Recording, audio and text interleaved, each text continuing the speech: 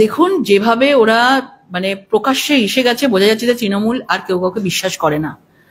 প্রত্যেকের হাঁড়ির খবর, প্রত্যেকের কেচ্ছা আস্তে আস্তে লোকের সামনে আসছে। এখন আপনি লোকের জনতাকে বলবো যে যারা হাত হাত হাত জোর করে যারা মমতা বন্দ্যোপাধ্যায়ের নাম নিয়ে যারা ভোট নিতে গেছিল, আজকে তাদের মুখের ভাষা দেখুন। তারা একদম জনসমক্ষে পাবলিকলি তৃণমূলের সাংসদ হয়ে হ্যাঁ বলছি বেশ করছি বলে একজন অপরের সাংসদদেরকে এই ধরনের কথাবার্তা বলছে। তাহলে ভেবে দেখুন তৃণমূল সরকারটা আজকে কোথায় দাঁড়িয়ে আছে। যাদের নিজেদের মধ্যেই আত্মসম্মান বোধ নেই, যারা নিজেদের পার্টিকে আত্মসম্মান দিতে পারে না, তারা নাকি আবার 11 কোটি জনতার সাংসদে দাঁড়িয়ে থাকবে।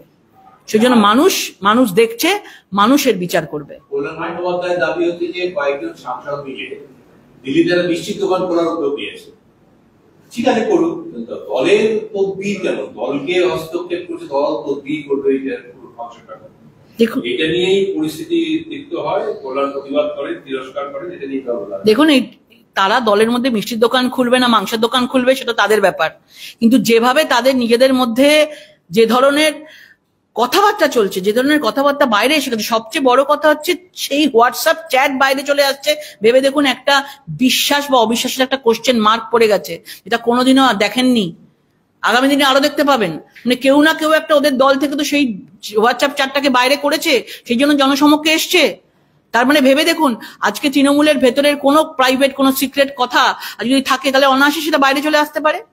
তাহলে পরিষ্কার বুঝতে পারছে মমতা বন্দ্যোপাধ্যায় এই দলটাকে বিশ্বাস করতে পারবে না, এই সাংসদদেরকে বিশ্বাস করতে পারবে না, এবং এরা একে অপরকে গালি দিতে ব্যস্ত, কেউ মহিলাকে অপমান করতে ব্যস্ত। যদি কিছু থেকে থাকতো, যদি তারা সভ্যভদ্র হতো, কল্যাণ বন্দ্যোপাধ্যায় নিজেও যে কোনো মহিলা কাউকেই ছাড়েননি উনি, মুখ্যমন্ত্রীকেও নিশ্চয়ই বলেছে, কিন্তু সেটা পর্দার সামনে বলবেন না, পর্দার পেছনেই বলবেন হয়তো, কারণ যার এরকম স্বভাব থাকে মহিলাদেরকে নিয়ে বলার, এবং সে কখনো, আমার মনে হয় না সে কখনো মহিলা মুখ্যমন্ত্রীকেও ছাড়ে। এই কথাটা বলেছে যে আমাদের লজ্জায় মাথা হেড হয়ে গিয়েছিল যখন দেখতে পাচ্ছি পর্দায় সর্বদাই হাত ধরে টাকা নিচ্ছে, টাকা নিচ্ছে জানি না, নাম জিজ্ঞেস করছে, লজ্জায় মাথা হেড হয়ে। তার কথা হচ্ছে যে তার মানে কি, তাহলে এত তো নারদার এত সিবিআই টিবিআই হওয়ার দরকারই ছিল না। যখন নিজেরাই জানে যে টাকা নিয়েছে, তাহলে তো তখনই বলে দিতে পারতো হ্যাঁ তারা টাকা নিয়েছে, হ্যাঁ বলে দিতে পারতো সৌগত রায় হ্যাঁ আমি টাকা নিয়েছি। আজকে তার পাশের সাংসদ তিনি বলছেন যে আজকে সৌগত রায় টাকা নিয়েছেন, সিবিআই হচ্ছে, ইডি হচ্ছে, এত কিছু দরকারই ছিল না। মানে একে অপরের সবাই সবাইয়ের ক্যারেক্টার তারা জানে, শুধু মানুষের সামনে একটা নাটকের মতন নতুন একটা পোশাক পরে তারা মমতা বন্দ্যোপাধ্যায়ের নাম নিয়ে তারা সামনে ক্যামেরার সামনে তারা হাত জোর করে ভোট চেয়ে তারা সাংসদ হচ্ছে।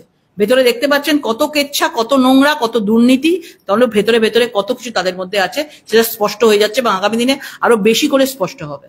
আরজিকর কাণ্ডে নির্যাতিতার নাম প্রকাশ্যে আনার অভিযোগে বিনীত গোয়েলের বিরুদ্ধে আদালতে মামলা হয়েছে এবং মামলাকারীর অভিযোগ নিয়ে গ্রহণ করেছে আদালত, এবং এই নিয়ে একটা মামলা হওয়া তো উচিত, কারণ উনি কি করে তার নামটাকে সামনে নিয়ে এলেন?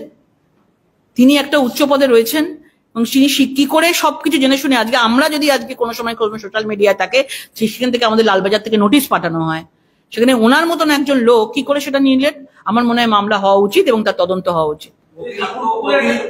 অতিরিক্ত শূন্যপদ যে মামলা, তাতে সুপ্রিম কোর্টে আজকে রাজ্যের বড় স্বস্তি, তার কারণ সিবিআই তদন্তের যে নির্দেশ সেটা সুপ্রিম কোর্ট খারিজ করেছে, এবং এই রায়ের ফলে কি নতুন পথ তৈরির রাস্তা কি খুলে গেল বলে মনে হয়? বলছে অসাংবাদিক নয় এই শূন্যপদ ক্রিয়েট করাটা।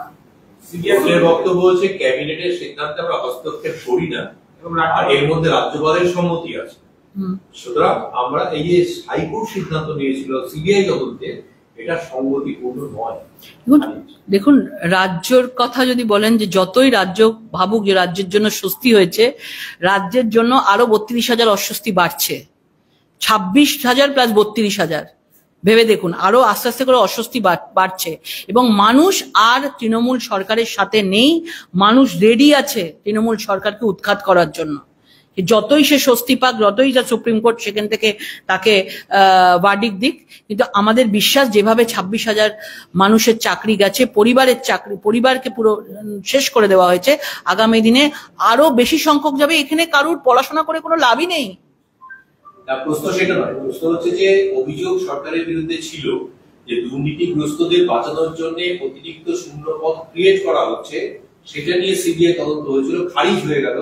অর্থাৎ সরকার কি এখন চাইলে বাঁচাতে পারবে ওই সেই এই অন্তত এইটুকু বলতে পারি, 26,000 যাদের চাকরি গেছে তাদেরকে কোনোভাবে সরকার বাঁচাতে পারবে না, কারণ আগে যোগ্য আর অযোগ্যকে আগে আলাদা করতে হবে।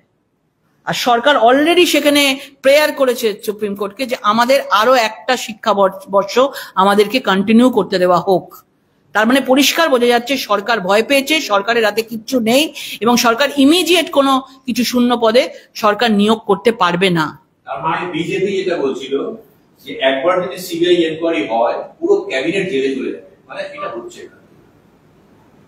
কি বিজেপি একটা দাবি করছিল তো, যদি সিবিআই তদন্ত হয় মমতা মন্ত্রিসভা পুরো জেলে চলে যাবে, তার মানে এটা হচ্ছে না। এটা আপনাদের কাছে এই 26,000 যে পরিবার, এই যে চাকরি গেছে না, কোনো সিবিআই কোনো কাউকে লাগবে না। আপনারা দেখতে থাকুন, ঘরে ঘরে গিয়ে বার করে আনা হবে কোন মন্ত্রী, কোন এমএলএ, কোন কি নেতা, কোন সাংসদ কে কে আছে, ঘর থেকে তারা বার করে আনবে। যেভাবে আস্তে আস্তে করে মানে উত্তপ্ত হচ্ছে এই বাংলা, কোনো সিবিআই কাউকে লাগবে না, মানুষই তদন্ত করবে, মানুষই ঘর থেকে বের করে কাকে কত টাকা কি টাকা দেওয়া হয়েছে সেখান থেকে বার করে মানুষই দেখতে পাবে এই সরকারের কিভাবে, এই ক্যাবিনেটের কিভাবে পতন হচ্ছে। আরজিকর ঘটনার পর যখন আরজিকর ইস্যু বড় হয়ে আকার নিল, সেই সময় দেখা গেল আসলে মুখ্যমন্ত্রী নামলেন এবং তিনি বেশ কিছু পদক্ষেপের কথা ঘোষণা করলেন, আলোচনা করলেন। এই চাকরি বাতিলের ঘটনার পর মুখ্যমন্ত্রী যেভাবে এই মুহূর্তে নেমেছেন, তৃণমূল কংগ্রেসকে একটু সাবধানী এই মুহূর্তে মনে হচ্ছে, অন্তত আরজিকরের ঘটনা শিক্ষা নিয়ে। দেখুন, এটা পরিষ্কার বোঝা যাচ্ছেন যতই উনি নাটক করার চেষ্টা করুন এ যাত্রায় উনি বাঁচতে পারবেন না। আরজিকরটায় ডাক্তারদেরকে রাস্তায় বসেছিলেন, তারা আন্দোলন করেছেন, তারপর ডাক্তারদের সঙ্গে কথা বলেছেন, তারপর দেখেছেন কি পরিণতি হয়েছে। আমার মনে হয় 26,000 লোক আর সেই জায়গায় আর অভয়ের মতো তারা মানে মুখ্যমন্ত্রীর কথাকে মেনে নেবে না। আমার মনে হয় এই যাত্রায় তৃণমূল কংগ্রেস বা মমতা বন্দ্যোপাধ্যায় কেউই বাঁচতে পারবে না। প্রত্যেকটা যারা লোক যারা টাকা নিয়ে চাকরি দিয়েছে তাদের নাম প্রকাশ্যে আসবেই। শুভেন্দু অধিকারী মাথাবাড়িতে পরিদর্শনে চেয়েছিলেন, অনুমতি ছিল দেওয়া হয়েছে, প্রত্যেকই শর্ত সাপেক্ষে। না, তাও উনি যেতে পারছেন। আমার মনে হয় প্রত্যেকটা মানুষের, আমরা সবাই ওনাদের সাথে আছি, কারণ এখানে স্পষ্ট হয়ে গেছে ঈদের দিন উনি যেভাবে সামনে গিয়ে সবাইকে গিয়ে রাজনৈতিক কথাবার্তা বলে এসেছিলেন, রামনবমীতে একটা টুইট ছাড়া আর কোনো কিছু দেখা যায়নি।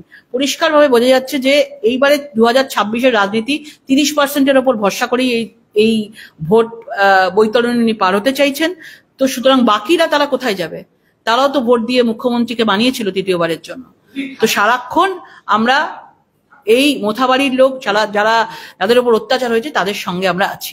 বলছি যে ধর্মের নাম নিয়ে যেভাবে ভোট বৈতরণী পেরোনোর চেষ্টা দুটি দলের প্রধান দল, আমাদের তৃণমূল কংগ্রেস এই মুহূর্তে ওয়াকআপ নিয়ে এবং বিজেপি তারা হিন্দুত্ব নিয়ে যেভাবে ভোটের কথা ভাবছে, উল্টো দিকে দিন দিন যেভাবে মূল্যবৃদ্ধি এবং গ্যাসের দাম